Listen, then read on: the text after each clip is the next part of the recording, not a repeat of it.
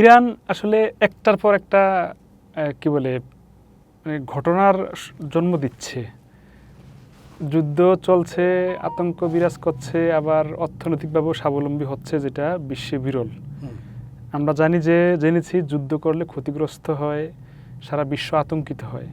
কিন্তু আমরা দেখলাম যে যুদ্ধে তারা জড়িয়েছে, আক্রমণ করেছে, ক্ষতিগ্রস্ত হওয়ার কথা, উল্টো তারা স্বাবলম্বী হয়েছে। এখন যে খবরটা, যে যুদ্ধে জীবন দিতে যাওয়া ইরানিয়ানদের অনেকের গণ বিয়ে হচ্ছে এবং তারা অস্ত্র নিয়ে হাজির হইতেছে, মানে বর এবং কনে।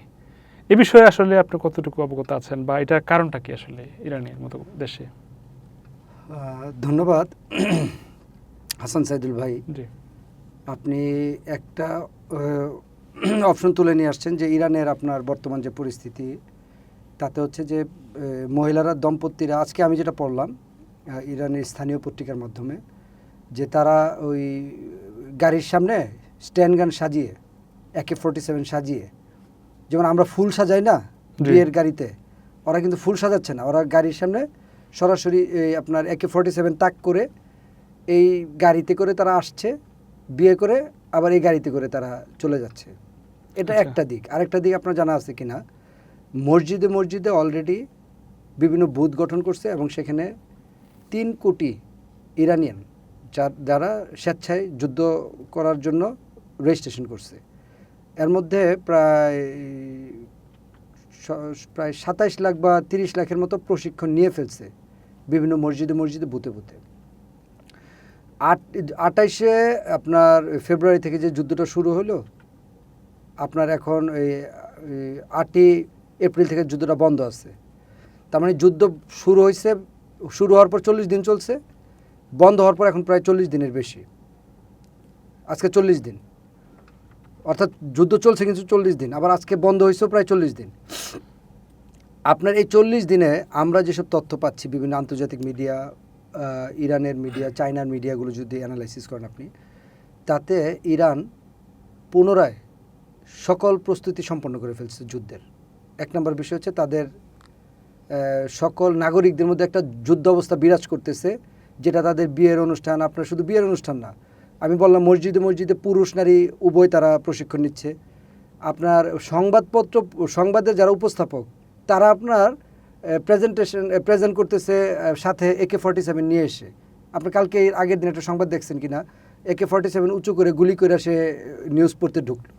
তার মানে পুরো দেশের মধ্যে তারা কিন্তু যুদ্ধ অবস্থা বিরাজ করতেছে।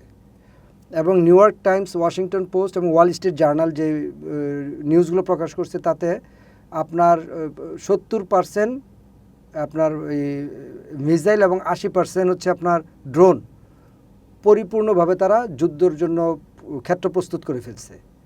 তার মানে ইরান পুরা যুদ্ধটার জন্য একটা মুখিয়ে আছে যে যুদ্ধটা শুরু করে না কেন আমেরিকা। এটা আমার ধারণা। আপনার খেয়াল করবেন যে চীন যাওয়ার আগে আপনার ওই ইরানের যে যুদ্ধ নিয়ে ট্রাম্প কিন্তু যথেষ্ট হয়েছিল, আপনার কিছুটা মুখের লাগাম দিয়েছিল। কিন্তু চীন থেকে আসার পর ট্রাম্প কিন্তু এই মুখের লাগামটা নাই। এখন লাস্ট 2-3 দিন কিন্তু ট্রাম্প খুব বেপরোয়া কথাবার্তা আবার বলতেছে, খেয়াল করছেন কিনা, যে দ্রুত এটা সমাধান না আসলে ইরানের পরিস্থিতি খুব খারাপ হয়ে যাবে। তার মানে এই যে চীনে যাওয়ার আগে তার একটু মুখে লাগাম ছিল, চীন থেকে আসার পর তার এই লাগামটা আর নাই। এই জন্য ট্রাম্প বুঝে ফেলছে যে চীনও আন্তরিকভাবে এই যুদ্ধটা থামানোর ব্যাপারে অত্যন্ত বেশি যে আন্তরিক ব্যাপারটা এরকম না। কারণ কি জানেন, এই যুদ্ধটা যদি লনজারভিটি হয়, অর্থাৎ লম্বা সময় দীর্ঘকালীন যুদ্ধ হয়, তাতে চীন এবং রাশিয়া কিন্তু লাভবান হচ্ছে। আপনি দেখবেন রাশিয়ার এখন প্রচুর তেলের আন্তর্জাতিক বিভিন্ন দেশ এখন রাশিয়ার কাছ থেকে তেল কিনতে বাধ্য হচ্ছে এবং বেশি দামে তেল কিনতে বাধ্য হচ্ছে। রাশিয়ার প্রচুর আপনার বাড়তি মুনাফা করতেছে তেল থেকে। চীন কেন এটাতে লাভবান? এই যুদ্ধে যখন আমেরিকা ফুল ফেজে এঙ্গেজ, আমেরিকা কিন্তু তাইওয়ান নিয়ে আর কোনো নতুন করে করতে পারতেছে না, চিন্তা ভাবনা করতে পারতেছে না। সে যে তাইওয়ান নিয়ে এই চীনের উপর একটা চাপ দিবে, সে চাপের জায়গায় তো নাই, সে নিজেই তো আপনার 80 দিন যাবত চাপের মধ্যে আছে, কারণ যুদ্ধটাকে কোনো একটা জায়গায় ফাইসালা করতে পারে নাই। এখন আমি আপনাকে একটু ব্যাকগ্রাউন্ড যদি বলি, এই যুদ্ধ অবস্থাটা পুরা রাষ্ট্র যুদ্ধ অবস্থার মধ্যে জড়িয়ে গেছে আপনার ইরানের। পুরুষ, মহিলা, শিশু, বৃদ্ধ, আবাল বৃদ্ধ বনিতা সবাই। ডোনাল্ড লোয়ের কথা আপনার মনে আছে যে উনি যখন আপনার পাকিস্তান গেল, পাকিস্তানের সরকার পতন হলো। উনি যখন শ্রীলঙ্কায় গেল, শ্রীলঙ্কার সরকার পতন হলো। উনি যখন আপনার নেপালে গেল, নেপালের সরকার পতন হলো। উনি যখন বাংলাদেশে আসলো, বাংলাদেশের সরকারও পতন হয়েছে। যদিও আমরা বলে থাকি যে আসলে এখানে ডোনাল্ড লোয়ের কোনো ফাংশন না, পুরো দেশই একটা আপনার গণ অভ্যুত্থান হয়ে গেছে। তারপরও আন্তর্জাতিক বিভিন্ন মিডিয়ার থেকে যেটা বোঝা যায় যে তাদের একটা যে কোনো ফরম্যাটে পরোক্ষ বা প্রত্যক্ষ ভূমিকা থাকতে পারে, এটা আমরা শিওর না। যে বিষয়টা আমি আপনাকে বলবো যে ডোনাল্ড লো যে আসার পর একটা বিভিন্ন সরকার পতন হলো, ওই ইরানেও কিন্তু তারা সরকার পতনের সর্বোচ্চ চেষ্টা চালিয়ে গিয়েছিল। আপনি জানেন মনে হয় যুদ্ধের 15 দিন আগেই সেখানে সরকার পড়ে যায় অবস্থা, এবং প্রায় 12,500 মানুষকে তারা গুলি করে মারলো। অভিযোগ উঠছিল আর কি। মানে অভিযোগ না, মারছে এটা। এবং ইরানি রাষ্ট্রীয় সংস্থা বলছে যে আমরা 3,500 মারছি। ইরানের মানবাধিকার সংস্থা বলছে না 12,500 মারছে। আর বলছে আপনার কি বলে তাদের যে বিভিন্ন টিভি, প্রাইভেট টিভি, তারা বলতেছে যে মৃত্যুটা হয়তো 7,000-এর মতো হতে পারে।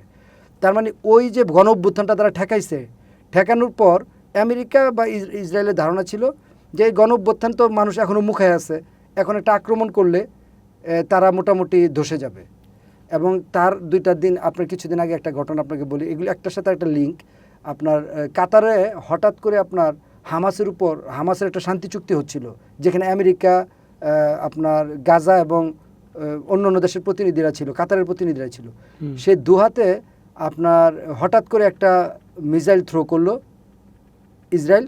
ভাগ্যক্রমে তারা কে বা কারা ওইখানে মোবাইলের জন্য তারা আবার হোটেলে পুনরায় গেছিলো, মানে 2-3 মিনিটের ব্যবধানে তারা বেঁচে গেছে, কিন্তু কয়েকজন মানুষ মারা গেছিলো। এটা এই মিটিং সংশ্লিষ্ট না। ওই মিসাইলটা যখন তারা থ্রো করে, আমরা যখন কীভাবে এটা থ্রো করলো, এটা নতুন একটা প্রযুক্তি নিয়ে আসছিল ইসরায়েল।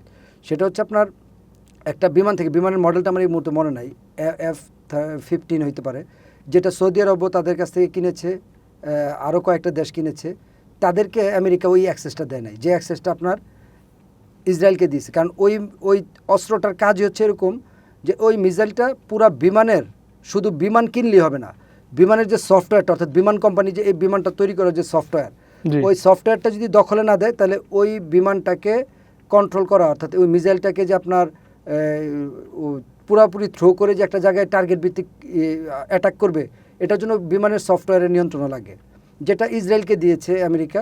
বাট এটা সৌদি আরবও কিনেছে 15টা, অন্য কয়েকটা দেশ, আরব দেশ কিনেছে, বাট তাদেরকে দেয় নাই। যার কারণে এই যে অস্ত্র ব্যবসায় যে আমেরিকার একটা বড় অ্যাক্সেস ইসরায়েলকে দিয়ে রাখছে, বাট অন্য যারা তাদের কাছে অস্ত্র কিনতেছে তাদেরকে যে দেয় নাই, এটা একটা বড় ধরনের কনফিডেন্স গ্রো করছিল ইসরায়েল কনফিডেন্স গ্রো করছিল। দেন এই ইসরায়েল মনে করছিল যে তাদেরকে যে কোনোভাবে দ্রুত সময় শেষ করে দেওয়া যাবে। কিন্তু আমরা দেখলাম কি তাদের যুবক, বৃদ্ধ, আবাল বৃদ্ধ বনিতা, শিশু যারা বিয়ে করতেছে, তারা পর্যন্ত নিশ্চিত মৃত্যুর প্রস্তুতি নিচ্ছে। অর্থাৎ 3 কোটি মানুষ নিজের জীবনকে উৎসর্গ করতেছে দেশের জন্য, যে তারা এই মৃত্যুর প্রস্তুতি নিয়ে ফেলছে আমেরিকা এবং ইসরায়েলের যে তাদেরকে যে আগ্রাসন, এটাকে রুখে দেওয়ার জন্য।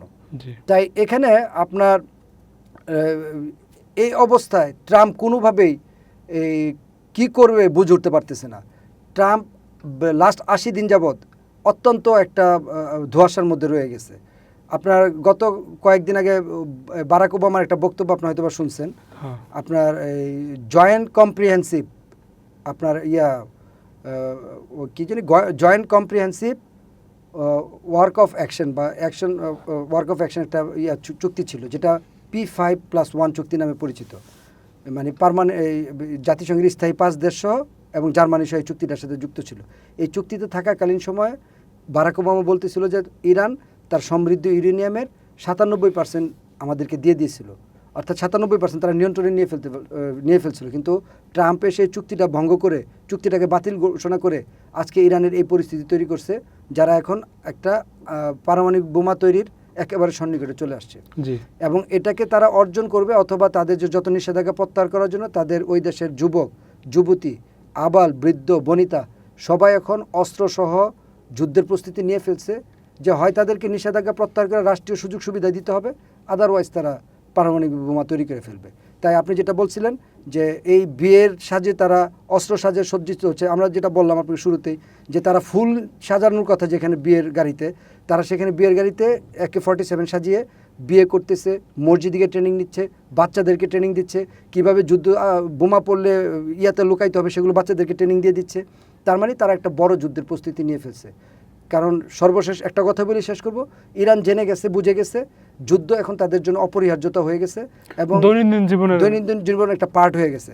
এবং ইরান এটাও বুঝে ফেলছে যে শুধু হরমুজ প্রণালী না, আপনি হয়তো বা জানেন নতুন একটা প্রণালী এখানে আলোচনায় আসছে, এটা হচ্ছে বাবাল মান্থ, অর্থাৎ জি। যেটা আপনার ইয়েমেনের কাছাকাছি লোহিত সাগর এবং ইডেনকে একসাথে যুক্ত করছে। ইরান এখন চিন্তা করছে ওইটা দিয়ে আপনার ইয়েমেনের হুতিদের দিয়ে ওইটাকে অ্যাটাক করে একটা অংশ দখল বা এলোমেলো করে ফেলবে। তাতে ওই হরমুজের 20 আর ওইখানে 10% তেল ট্রানজ্যাকশনে 30%, মানে পৃথিবীর 3 ভাগের 1 ভাগ তেল তারা সরবরাহ বন্ধ, চেইন বন্ধ করে ফেলা টার্গেট করছে। এবং তাদের যে পার্শ্ববর্তী রাষ্ট্র, আপনার এই যুদ্ধ যে এখন ট্রাম্প বারবার হুমকি দিয়ে এই যুদ্ধগুলো বন্ধ করতেছে, তার প্রধান কারণ হচ্ছে এই আপনার আরব আমিরাত, সৌদি আরব, ওমান, তারা ট্রাম্পকে বারবার বলতেছে যে আপনি যুদ্ধ শুরু করেন না, যুদ্ধ শুরু করলে আপনার উপর তো এটা আঘাত করবে না, পুরো মধ্যপ্রাচ্যকে ইরান ভেঙে ফেলবে। তাই ওরাই নিজেদের স্বার্থে, নিজেদের বেঁচে থাকার স্বার্থে এই যুদ্ধটাকে দমায় রাখছে। আর এদিক দিয়ে আপনার ইরানি যুবক যুবতী যারা রণপ্রস্তুতি নিচ্ছে, এই দুই প্রস্তুতির মাঝখান দিয়ে ট্রাম্প কোনোভাবেই যুদ্ধে আগাতে চাচ্ছে না। আমার ধারণা মুখে মুখে ওরা যতই যুদ্ধের কথা বলুক, অবশেষে এটা একটা শান্তি চুক্তির মাধ্যমেই শেষ হবে।